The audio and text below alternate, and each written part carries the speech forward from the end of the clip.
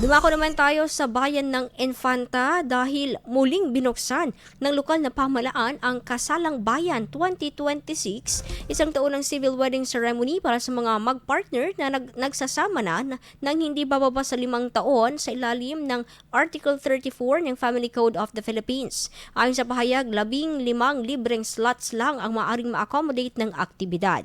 Dahil dito hinihikayat ang qualified couples na magpasa ng maaga upang masigurong mapasama sa Kaslaang Bayan.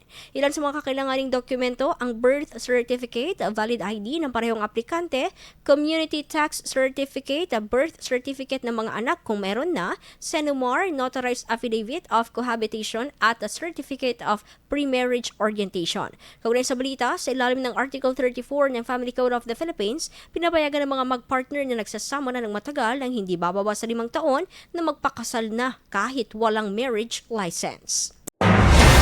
IFM News. IFM News. IFM News.